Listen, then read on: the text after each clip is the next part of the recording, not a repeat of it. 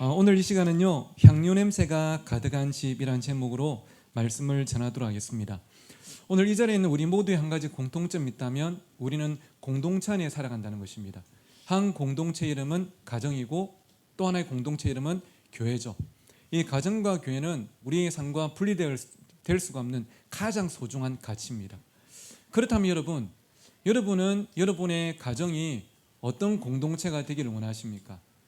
여러분은 여러분의 교회가 어떤 공동체가 되기를 원하십니까?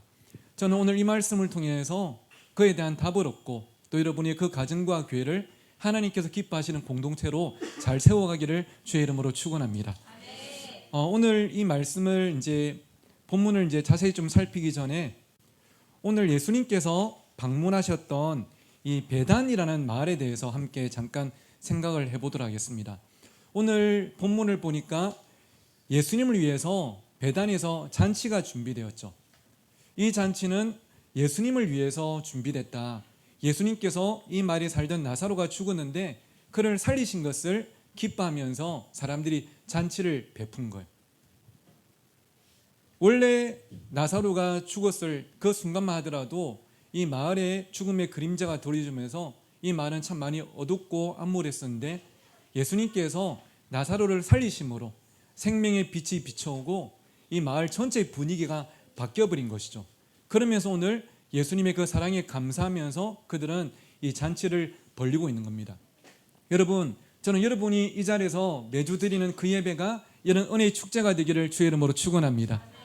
하나님을 향한 감사의 찬양이 있고 말씀을 통한 힘과 위로가 있고 또 기도를 통한 응답이 있는 그런 예배, 그런 여러분의 공동체가 되기를 간절히 바랍니다. 근데 여러분, 이 베단이라는 마을 두 가지로 함께 좀 말씀을 드리고 싶은데요. 이 베단이라는 마을의 지명이 의미가 있습니다. 뭐냐면 이 베단이라는 그 마을의 지명이 어떤 뜻이냐면 빈민의 집, 고통의 집이라는 뜻이거든요. 동네마다 다 마을의 이름의 뜻이 있더라고요. 저는 고향이 마산 석전동인데 석전동은 돌석자에 밭전자입니다. 다시 말하면 그 동네에 원래 뭐가 많았을까요? 돌이 많았더라고요. 돌밭인데 거기를 개간해가지고 학교를 세우고 집을 세운 거죠. 제가 오면서 보니까 지금 우리 세운교회가 있는 이 동네 이름이 반여동이더라고요. 반여동이 어떤 뜻이냐면 집집마다 있는 작은 동그란 밥상 있지 않습니까? 이게 한자로 반여라는 거예요. 이 지형이 원래 이 작은 밥상 같은 그 동네여서 동네 이름이 반여동이 되었더라고요. 근데 베다니의 뜻이 뭐냐면 빈민의 집, 고통의 집입니다.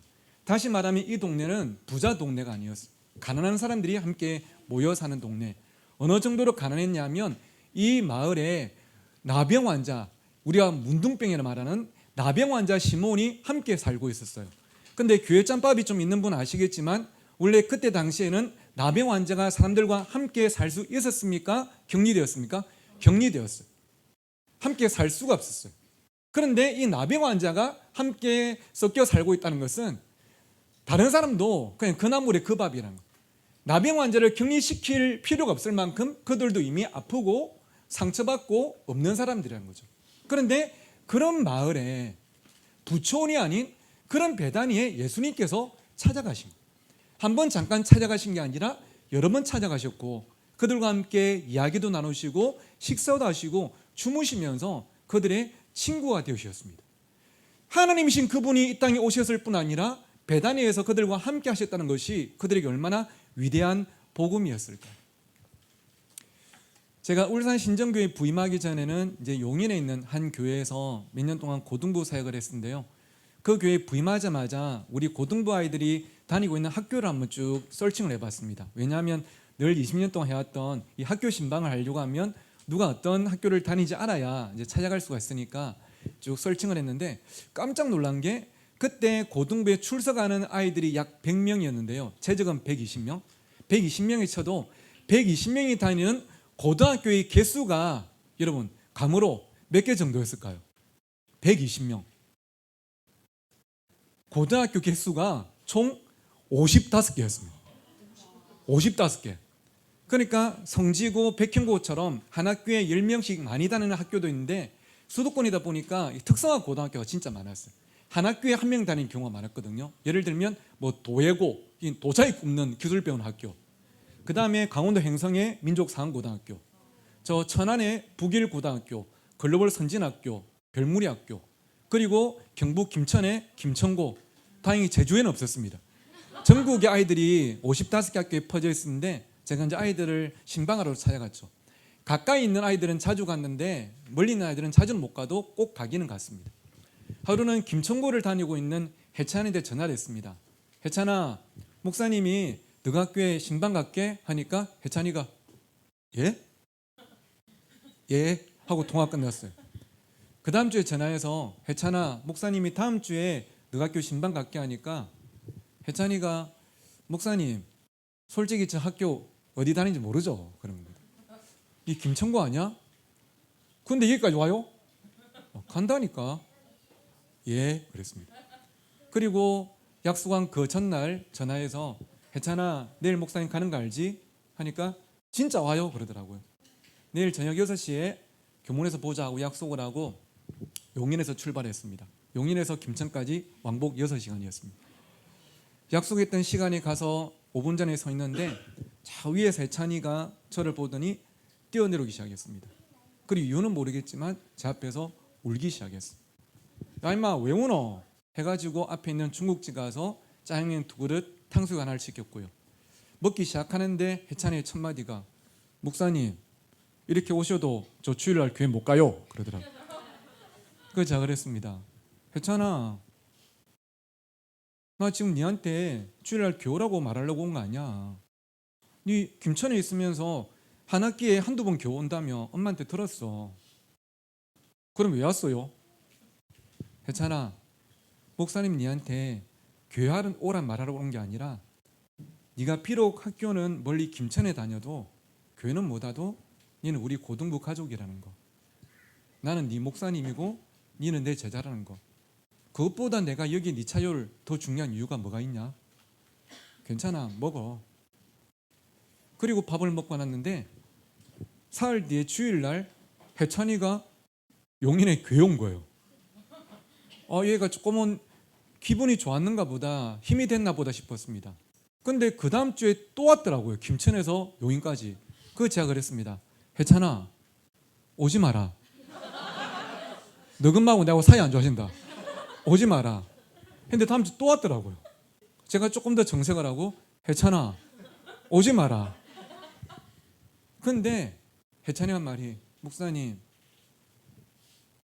멀긴 멀어도 와가지고 같이 예배 드리고 은혜 받고 친구들하고 밥 먹고 나니까 일주일 공부하는 게 덜 외롭고 더 힘이 나요.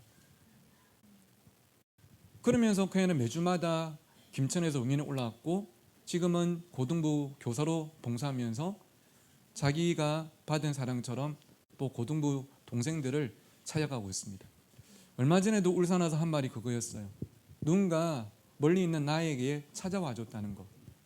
아무런 목적 없이 나를 보러 와줬다는 게 나에게 참 큰 감동이 되었다. 그런데 저의 김천 방문과는 비교할 수 없는 큰 사랑이 예수님의 베다니 방문이었죠. 하나님이신 그분이 낮고 낮은 이 땅에 오셨을 뿐 아니라 그 베다니에 그들을 찾아가셨고 그들과 함께 해주셨습니다. 이 사랑을 경험하니 그들에게 얼마나 큰 감격이 되었을까요? 베다니에 대한 두 번째 중요한 사실은 무엇이냐면 오신 시기입니다. 예수님께서 오늘 본문에 보니까 이 베다니에 오신 시기를 본문 1절은 유월절 엿새 전이라 말합니다. 쉽게 말하면 예수님께서 체포되기 직전, 지금 대제사장과 바리새인들이 예수님을 체포하려고 눈에 불을 켜고 기다리고 있어요. 그런데 베다니는 그 예루살렘에서 먼 곳이었을까요? 가까운 곳이었을까요? 가까운 곳이었어요. 다시 말하면 지금 예수님은 자신의 생명을 위해서는 베다니에 오면 된다 안 된다? 오면 안 돼요. 더 멀리 가야 되는데 오히려 죽음을 앞에 두고 역설적으로 그들을 찾아오신 거예요. 나의 생명보다 나는 너희들과의 만남이 더 중요하다. 그것이 내가 이 땅에 온 가장 중요한 이유다. 주님은 그 발걸음을 통해서 당신 자체가 그들에게 사랑이 되으셨고 복음이 되으셨습니다. 여러분, 예수님은 이런 분이십니다. 죽음을 두려워하지 않고 베다니를 찾아가신 분, 새벽에 태풍이 치는 바다 위에 제 아들을 구하시기 위해서 그 바다 위를 걸어가신 분, 낮고 낮은 이 땅에 있는 우리를 구원하시기 위해서 높고 높은 하늘을 버리시고 내려와서 십자가에 죽어주신 분, 그게 바로 오늘 우리를 향한 주님의 사랑인 줄 믿습니다.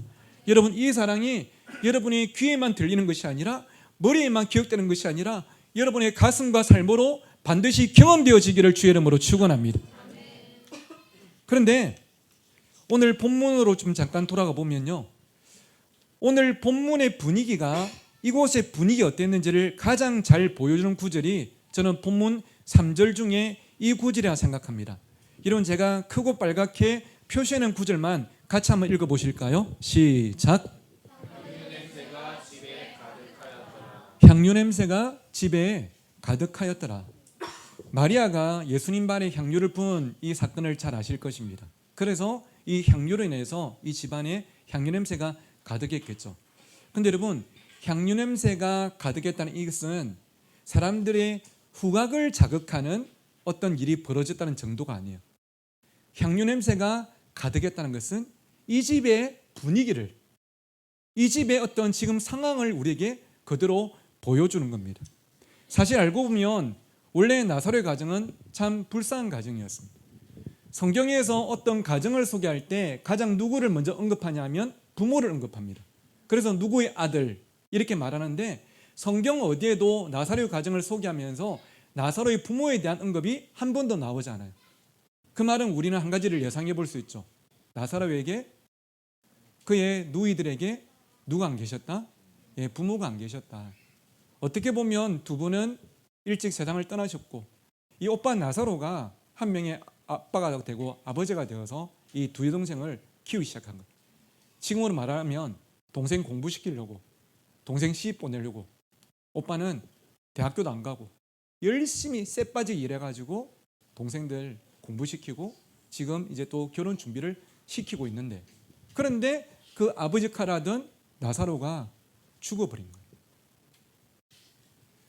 부모님이 세상을 떠나고 오빠까지 세상을 떠나와서 얼마나 그 누이들의 마음과 삶이 비폐하고 참담했겠습니까? 참 불쌍한 가정이었어요. 그 결과 그 가정의 분위기는 빛이 전혀 들어오지 않는 참 어두컴컴한 그런 방과 많이 닮았지 않았겠습니까? 그런데 오늘 본문은 그 가정의 분위기를 소개하기를 향유 냄새가 집에 가득하더라. 뭔가 엄청난 변화가 있었던 거예요. 캄캄한 그늘과 같은 그들의 인생 가운데 생명의 빛 대신 예수 그리스도가 찾아오시고 그들을 만나주심을 통해서 이제는 그것이 그들에게 코에만 느껴지는 향기가 아니라 삶으로 느끼는 향기로 경험되고 있는 것입니다. 여러분, 저는 여러분의 가정이, 여러분의 교회가 이렇게 향유 냄새가 가득한 공동체가 되기를 주님의 이름으로 간절히 축원합니다. 때로는 우리 삶 가운데 어려움이 찾아왔지만, 상처가 있지만, 하지만 예수 그리스도의 함께 하심과 그분에게 내려오는 이 은혜가 우리를 다시 한 번 더 웃게 하고 꿈꾸게 하고 일어나게 만드는 것이죠. 이 나사로의 집에 향기가 가득했던 이유를 저는 세 가지로 여러분께 말씀을 드리면서 오늘 이 말씀을 정리하려고 하는데요. 그 첫 번째가 무엇이냐 하면, 우리 화면 보시면서 1번 함께 읽어주시겠습니다. 시작. 그 집에는 나사로의 간증이 있었습니다. 향유 냄새가 이 집에 가득할 수 있었던 이유는 첫 번째가 그 집에는 무엇이 있었다고요? 나사로의 간증이 있었습니다. 오빠인 나사로의 간증이 있었기 때문에 영적으로 향유 냄새가 가득한 그 가정이 될 수 있었어요. 우리는 간증이라는 단어를 자주 사용하는데요, 이 간증의 뜻을 가장 잘 보여주는 찬송가 가사가, 저는 예수를 나의 구주 삼고, 예수를 나의 구주 삼고, 이 찬양의 후렴 가사가 아닌가 싶습니다. 후렴을 보니까 이것이 나의 간증이요, 이것이 나의 찬송일세 말하는데, 이 한글 가사에 원래 영문 가사가 이렇게 되어 있더라고요. This is my story, this is my song. 이 간증이 뭐라고 되어 있냐면 my story라고 되어 있습니다. 내 삶의 이야기. 이것이 하나님께서 내 인생에 허락하신 나의 이야기입니다. 그게 바로 간증이라는 겁니다. 저는 설교를 하다가 참 어둡고 외롭고 힘들었던 제 인생에 간증을 할 때가 있습니다. 10대 때 완전히 무너져서 게임 중독과 도백 중독과 성인물 중독에 빠져가지고 내일이 기다려지지가 않아서 오늘은 이 학국, 내일은 저 학국 다니면서 부모님과 선생님 몰래 수면제를 한 알씩 제 책상 서랍 안에 모았던 때가 있었습니다. 부끄러운 과거죠. 근데 제가 나이 48 먹고 감사하게도 이틀 전부터는 46 먹고 이 나이에 왜 내가 성인물에 중독되었다고 그 말을 하겠습니까? 왜 수면제를 모았다고 말하겠습니까? 할 수만 있다면 세탁하고 싶은 저의 과거 아니겠습니까? 하지만 여러분 그게 마이 스토리이기 때문에 그런 내 인생 가운데 찾아오셔서 죽고 싶던 나를 살고 싶게 만드셨고 내일이 기다리지 않던 나를 꿈꾸게 만드셨고 그래서 지금도 목사로서 이렇게 복된 교회에서 말씀을 전할 수 있음이 저는 물이 포도주가 된 것보다 홍해가 갈라진 것보다 오늘 본문의 나사로가 살아난 것보다 제 인생에는 더 크고도 놀라운 기적이기 때문에 마이 스토리이기 때문에 저는 말을 하지 않을 수가 없는 것이죠. 그런데 오늘 나사로의 집에는 이런 나사로의 간증이 있었다는 겁니다. 이곳은 예수께서 죽은 자 가운데서 살리신 나사로가 있는 곳이라. 나사로는 병 걸려서 죽었습니다. 숨이 깔딱깔딱하는 게 아니라 죽을 뻔한 게 아니라 죽어서 장례를 치렀고 돌무덤 안에 넣은 지 시간이 아주 오래 지났어요. 그런데 예수님께서 찾아오셔서 죽었던 나사로를 살리시는 그 간증, 죽고 캄캄한 무덤 안에 있었는데 어디선가 음성이 들려옵니다. 나사로야 나오라. 이 음성이 들려오면서 다시 한번 나에게 빛이 비춰오고 내 다리에 힘이 들어가면서 무덤 안에 누워있던 나사로가 살아나서 무덤 밖으로 나온 것이죠. 여러분 너무나 놀라운 간증 아닙니까? 어느 누구에도 허락되지 않는 나사로만이 경험했던 간증 아닙니까? 그리고 그 죽었던 나사로가 여러분 이 집에 모여있는 예수님의 제자들과 마을 사람들 앞에 함께 있는 거예요. 죽었던 나사로가 말을 하고 있고 웃고 있고 음식을 먹고 있는 거예요. 얼마나 놀라운 일입니까? 이 간증이 있으니까 참 진짜 우울하고 암울했던 그 가정의 분위기가 향유 냄새가 가득한 그 분위기로 바뀌게 된 것이죠. 그래서 여러분 저는 여러분을 축복하고 싶은데요. 여러분의 가정이 여러분의 교회가 이런 간증이 있는 공동체가 되기를 주의 이름으로 축원합니다. 그냥 억지로 습관적으로 교회를 다니는 것도 안 다니는 것보다는 감사한 일이죠. 가정에서 습관적으로나마 가정 예배를 드리는 것도 안 하는 것보다는 감사한 일입니다. 하지만 그 정도가 아니라 우리의 가정에 우리 교회에 하나님이 아니면 설명드릴 수 없는 그 은혜가 있어서 그 은혜 결과로 내가 있어서 오늘도 내가 가정과 교회에서 예배자로 살아가고 있는 것 하나님의 자녀로 살아가고 있는 것이 우리 각자의 간증이 꼭 되었으면 좋겠습니다. 그런 간증이 있기 위해서는 여러분 한 가지가 꼭 필요하겠죠. 바로 주님과의 만남인 줄 믿습니다. 주님과 상관이 없다면 주님과의 관계가 없다면 어떻게 그 삶에 간증이 있겠습니까? 혼자 있던 나의 삶에 주님을 초청함을 통해서 내 삶의 가치관이 달라지고 방향이 달라지고 꿈이 달라지면서 그것이 우리에게는 간증이 될 수 있는 것이죠. 그래서 여러분 도전하기는요. 지금도 잘하고 계시겠지만 여러분 개인의 삶 속에서 이런 예배와 더불어서 하나님과의 좀 개인적인 만남들이 더 풍성해지기를 축복합니다. 말씀을 대면하고 엎드려 기도하고 답이 보이지 않을 때 말씀과 기도 가운데서 답을 찾고 그런 시간들이 우리의 삶에 차곡차곡 쌓일 때에 그런 여러분의 삶이 This is my story. 여러분만이 누군가에게 말할 수 있는 살아있는 간증이 될 줄 믿습니다. 이 집에 향유 냄새가 가득했던 두 번째 이유를 함께 읽어보겠습니다. 시작. 그 집에는 마르다의 섬김이 있었습니다. 이 가정 가운데 향유 냄새가 가득했던 첫 번째 이유는 나사로의 무엇이 있었다? 간증이 있었고 두 번째는 마르다의 섬김이 있었기 때문입니다. 자 여러분 예수님을 위해서 잔치가 준비되었는데요. 이 잔치에 참석한 사람이 몇 명 정도였을까요? 우선은 오늘 본문이 기본으로 깔아주는 인원을 보니까 예수님, 그 다음에 나사로, 동생 마르다 마리아, 예수님의 12제자, 그것만 해도 16명. 또 동네 사람들이 모였답니다. 최소한 20-30명이 모였을 거예요. 그들을 위해서 한 끼가 아니고 잔치를 벌였대요.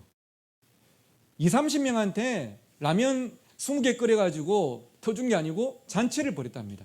엄청나게 뭔가 일거리가 많았겠죠. 그런데 여러분 2절에 보니까 이 잔치를 누가 지금 준비하고 일을 하고 있다고 말합니까? 마르다가, 이 세 남매 중에 둘째였던 언니 마르다가 일을 하면서 잔치를 준비하고 있대요.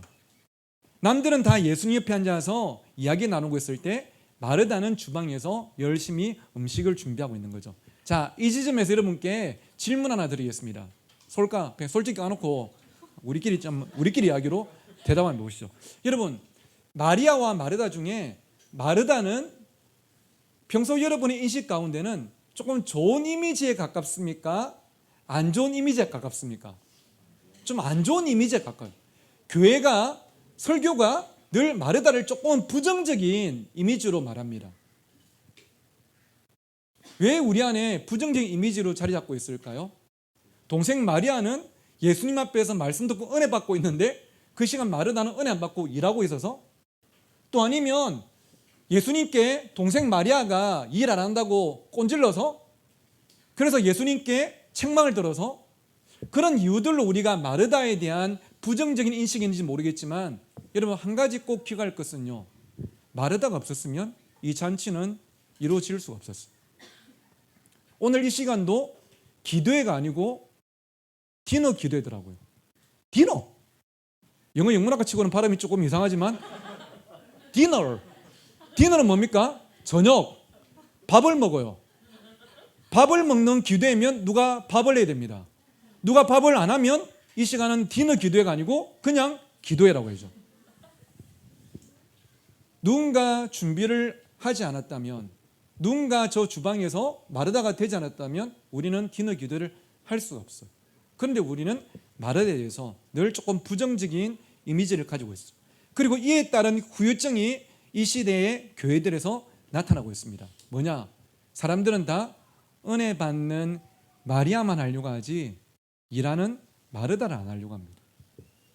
예배드리고 기도하고 성경 공부하려고 하지 아무도 주차장에서, 주방에서, 본당에서 봉사하려고 하진 않아요. 예배에서 은혜 받아야지 봉사하면 힘 빠지고 은혜 못 받는다고 말합니다. 그것이 마르다에 대한 우리의 오해로부터 시작된 결과가 아닐 수가 없습니다. 여러분 다시 말씀드리지만 예수님을 위한 잔치가 열렸는데 모두가 예수님 앞에서 말씀만 들으려고 한다면, 은혜만 받으려고 한다면 어떻게 잔치가 이루어지겠습니까? 출장 뷔페를 부르겠습니까? 아니면 봉투 돌리고 퉁치겠습니까? 누군가가 주방에서 준비했기 때문에 잔치가 있을 수 있었던 것이죠. 마르다의 섬김이 있었기 때문에 그곳은 즐거운 잔치가 됐고 향유 냄새가 가득할 수 있었습니다. 그리고 여러분 중요한 한 가지가, 오늘 본문 속 마르다는 예전과는 달리 아무런 말 없이 묵묵하게 일을 하고 있다는 겁니다. 예전에는 그렇지 않았던 하루가 있었던 거 아시죠? 예전에 오늘처럼 예수님께서 오셔서 함께 교제하실 때 마르다가 주방에서 일을 하다가 혼자 밥하다가 우리말로 빡친 거예요. 와가지고 예수님, 나는 지금 쇠빠지 일하는데 마리아 얘는 지금 이 앞에 앉아가지고 일도 안 합니다. 예수님 좀 혼내주세요 했다가 되려 예수님께 혼이 났죠. 똥심 표정으로 얼마나 그 불평, 짜증, 이거 내만 해야 되나 이거. 만약에 저라면 오늘 이날도 저는요 주방에 안 들어갈 겁니다. 요즘 말로 하면 말lun광, 맑은 그 눈, 광기 눈빛으로 와가지고 저는 이렇게 말할 거예요. 예수님, 저도 은혜 받고 싶습니다. 그런데 오늘 본문에 보니까 마르다는요 주방에 들어가서 불평 없이 기쁨으로 묵묵하게 잔치를 준비하고 있어요. 뭔가 변화가 있고 이 변화에는 이유가 있었겠죠. 어떤 이유일까요? 그것은 마르다가 자신의 오빠를 살리신 예수님의 은혜를 경험했기 때문 아니겠습니까? 예전에 내 안에 은혜가 없이 일만 하려고 하면 마치 엔진 오일 없이 밟는 차의 엔진은 언젠가 끼어지는 것처럼 우리 안에 은혜가 채우지 않고 일만 하려고 하면요, 언젠가 우리는 문제가 생길 수밖에 없어요. 하지만 우리의 가정 가운데 찾아오셔서, 우리의 세운교회에 찾아오셔서 은혜를 베풀으시는 주님을 만나니까 힘든 일도 예전과는 다르게 기쁨으로 감당할 수 있는 것이죠. 그래서 사랑하는 우리 세운교회 가족 여러분, 특히 봉사자 여러분, 저는 여러분이 나에게 맡긴 일을 성실하게 감당하는 것도 중요하겠지만 그 전에 여러분의 가슴과 삶이 주님의 은혜로 채워져 있기를 주의 이름으로 축원합니다.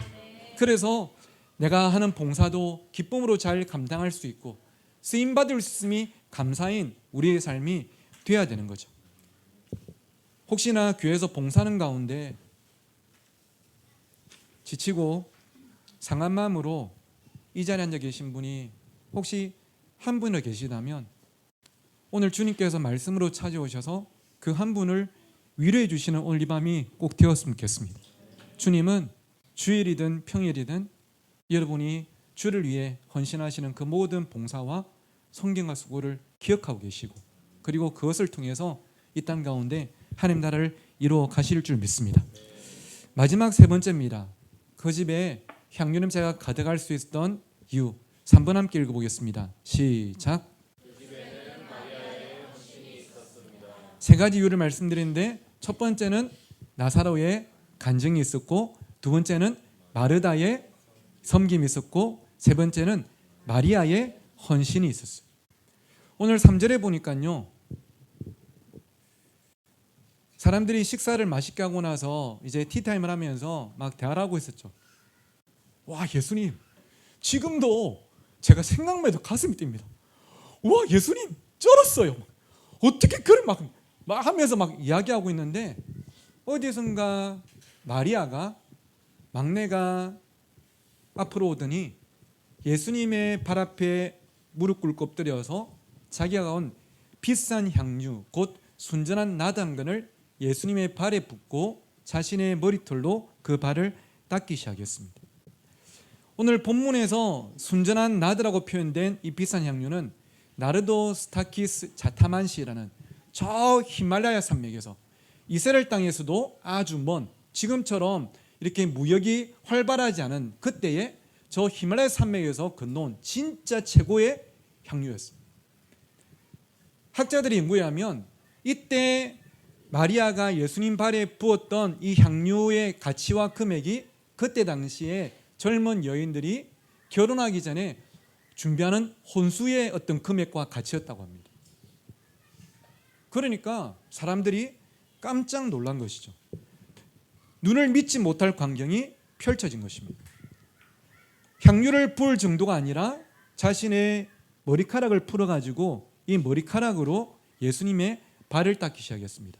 근데 여러분, 지금도 마찬가지겠지만 그때 유대의 어떤 전통과 문화에 하면 여성들은요, 머리를 함부로 풀지 않았습니다. 왜냐하면 이 머리카락은 여성들에게 영광이었거든요. 함부로 풀지도 않았고 그것을 가지고 누군가의 발을 닦는다? 이것은 있을 수가 없는 일. 하지만 이 마리아는 예수님의 발에 향유를 붓고 닦으면서 자신이 예수님 앞에 서서 이것을 붓는 것을 스스로 거부하고 그분 앞에 무릎을 꿇고 예수님의 발에 납작 엎드림을 통해서 자신이 받은 사랑과 은혜 앞에 자신이 보일 수 있는 최고의 겸손을 지금 표현하고 있는 것이죠. 여러분, 이 사건 이후에 2000년이 지난 오늘 이 시간에도 우리는 본문을 통해서 이 아름다운 향기를 맡을 수가 있습니다. 단지 향유의 향기만을 논한다면 아무리 향기롭다 한들 그 향은 금방 사라져 버립니다. 저도 개인적으로는요, 좀 보기와는 다르게 향수를 좀 좋아합니다. 그래서 막 컬렉터까지는 아니지만 선물해 준 거를 제가 향수를 이제 조금 한 두세 개 두고 쓰고 있는데 그 두세 개 중에 한 개를 얼마 전에 허진일 목사님 와서 가져가 버렸습니다. 참 마음이 힘들었습니다. 근데 제가 참 좋아했던 향수인데요, 이 향수를 제가 이렇게 쫙 뿌리고 주일을 하루를 시작하면 이게 하루를 못 가더라고요. 아무리 좋은 향수라도 그냥 몇 시간 지나고 나면 이 향은 산화되고 사라져 버리죠.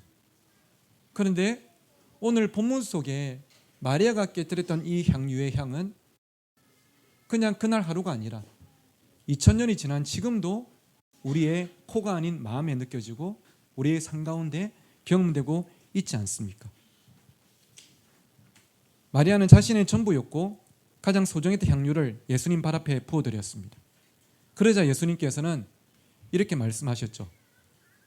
제가 PPT를 빠뜨렸는데 마가복음 14장 9절에 보니까 너희에게 이르노니 온 천하에 어디서든지 복음이 전파되는 곳에는 이 여자가 행한 일도 말하여 그를 기억하리라 하시니라. 예수님은 그녀의 헌신을 기억해 주셨고 그리고 그 헌신을 칭찬하셨습니다.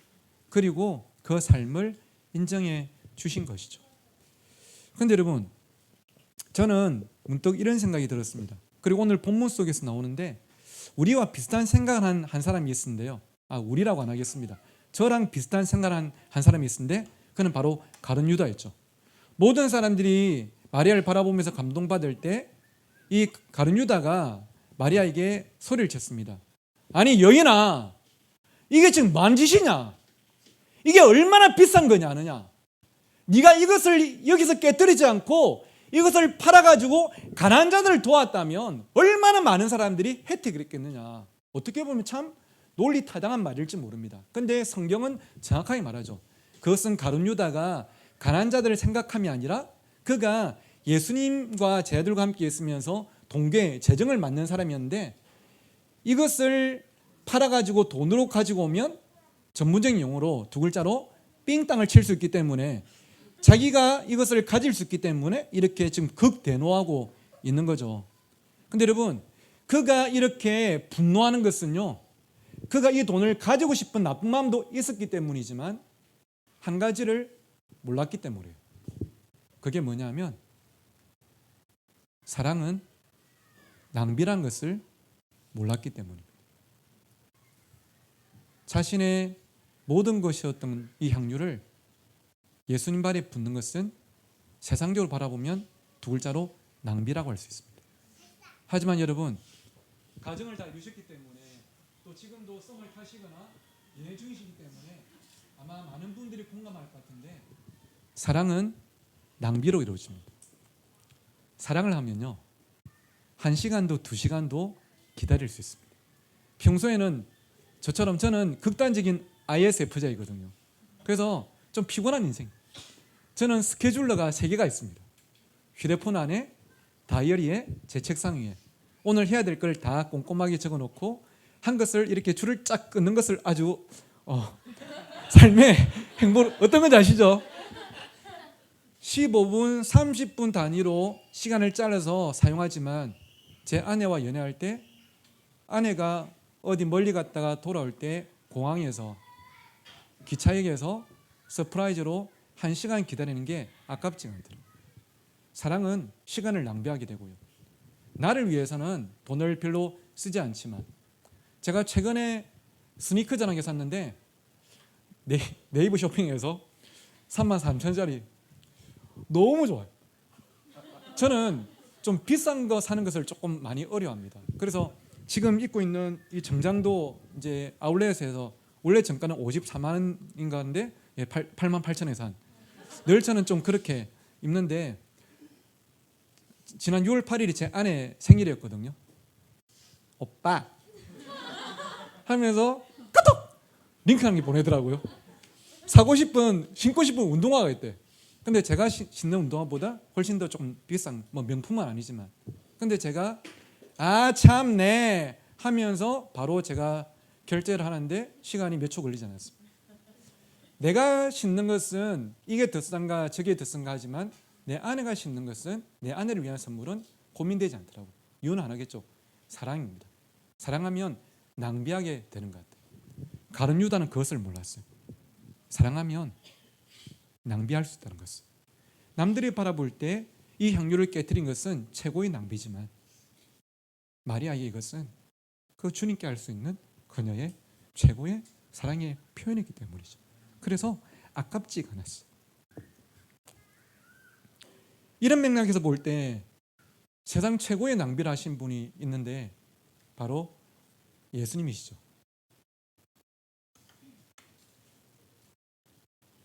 하나님이셨습니다.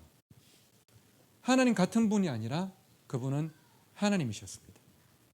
그런데 이 반여동에 제성동에 들에 있는 풀 한 포기와도 똑같은 피조물인 우리를 위해서 하나님이신 그분이 이 땅에 내려오셔서 자신의 생명을 주셨습니다. 여러분, 이것보다 큰 낭비가 세상에 존재하겠습니까? 하지만 주님은 자신의 생명을 아낌없이 내어주심을 통해서 사랑은 낭비로 이루어지는 것임을 직접 우리에게 보여주셨죠. 어제 있었던 일입니다. 저희 교회에 집사님 한 분이 얼마 전에 암 판정을 받으셨습니다. 혈액암이었어요.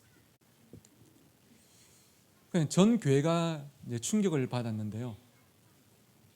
이분이 혈액암 판정을 받으시고 몸도 마음도 완전히 무너지면서 지금까지 한 번도 쉰 적이 없던 직장을 휴직을 하셨습니다. 직장에 갈 수가 없게 된 거예요. 온 교회가 함께 기도하기 시작했습니다. 기도회 때마다 새벽에도 수요일에도 함께 기도했는데요. 너무나 감사하게도 이분의 건강이 진짜 기적적으로 회복되기 시작했어요. 하나님의 은혜라고 말하지 않으면 답이 없을 정도로 회복되기 시작했어요. 그리고 지난주부터 다시 복직을 하셨습니다. 직장에 돌아가시고 일을 하셨는데 얼마나 감사한지. 그런데 어제 이분이 저한테 연락이 오셨어요. 목사님, 제가 하나님께서 베푸르신 은혜가 너무 감사해서 받은 사랑을 물질로 좀 흘려보내려고 하는데 혹시 우리 교회 안에나 밖에 또 이런 물질적인 응원이 필요한 개인이나 단체가 있으면 연결 좀 해주십시오. 제가 입금을 하도록 하겠습니다. 그래서 제가 우리 교회 안에 있는 한 성도님, 지금 좀 경제 어려운 분 한 분을 소개하고 늘 또 제 마음에 있는 저희 기도의 대상인 세움학교가 생각이 나가지고 이 한 성도님과 세움학교를 소개를 해드렸습니다. 아마 또 이분이 참 적지 않은 금액 한 100만 원 정도 헌금하시지 않을까.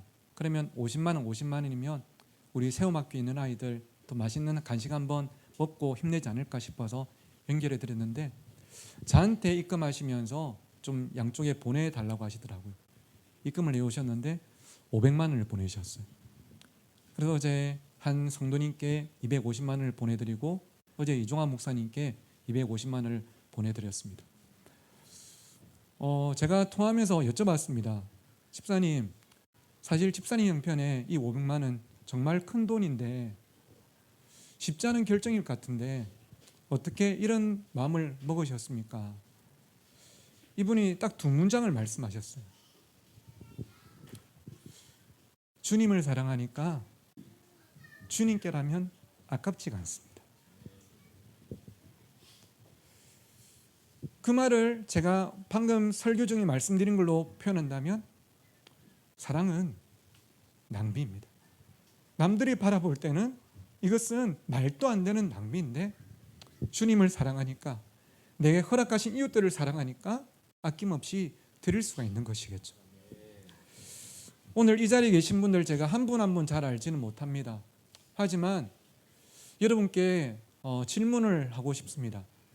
오늘 세움교회 가운데서 신앙생활하고 계신 여러분은 왜 다른 교회가 아닌 이 세움교회에서 함께 신앙생활하고 계십니까? 왜 다른 교회를 다니시다가 이 세움교회 오셨습니까? 왜 모든 게 다 갖추어진 큰 교회 다니지 않으시고 왜 지하 2층에 있는 세움교회에 출석하고 계십니까? 왜 다른 교회에서 누릴 수 있는 혜택들을 누리지 않으시고 이곳에서 왜 더 헌신하고 있습니까? 저와 여러분이 함께 고민하도록 답은 하나일 것입니다.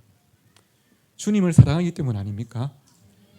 주님께서 세우신 이 공동체를 사랑하기 때문 아닙니까? 그 사랑이 아니면 우리의 삶이 설명되지가 않지 않습니까? 주님을 사랑하기 때문에 우리는 이 금요일 밤에도 함께 모여가지고 예배할 수가 있고, 이 더운 여름에도 주방에서 땀 흘려서 밥을 준비하실 수가 있고, 또 우리는 앞으로 더 큰 것도 더 귀한 것도 주님께 드리는 삶을 살아가게 될 줄 믿습니다. 오늘 여러분이 하나님을 위해서, 교회를 위해서, 또 이 지역에 있는 이웃들을 위해서 할 수 있는 거룩한 낭비는 무엇이 있을까요? 저는 그 답을 알지 못하지만 여러분이 말씀을 마주하면서 정말로 주님께 받은 그 사랑을, 이 사랑이라는 낭비를 통해서 또 실천해 나갈 수 있는, 그래서 향유 냄새가 이 집과 교회를 넘어서 이 지역까지 흘러가는 귀한 공동체 되시기를 간절히 소원합니다. 말씀을 맺겠습니다. 항상 사람들에게 소외되고 어두운 절망의 그늘이 들어져 있던 작은 마을 베다니, 그리고 그곳에 살고 있던 나사로와 마르다와 마리아, 이 세 누이, 그들의 집에 향기가 가득하게 된 것은, 그리고 그들의 이름이 오늘 우리에게도 좋은 삶의 모델이 되는 것은 그 집에 나사로의 간증이 있었고, 마르다의 섬김이 있었고, 마리아의 헌신이 있었기 때문이겠죠. 오늘 저와 여러분의 삶에도 그런 향기로운 간증과 섬김과 헌신이 있음을 통해서 여러분의 가정과 이 세운교회가 더욱더 하나님께 귀하게 쓰임받는 바로 그 공동체가 되시기를 주님의 이름으로 간절히 축원합니다.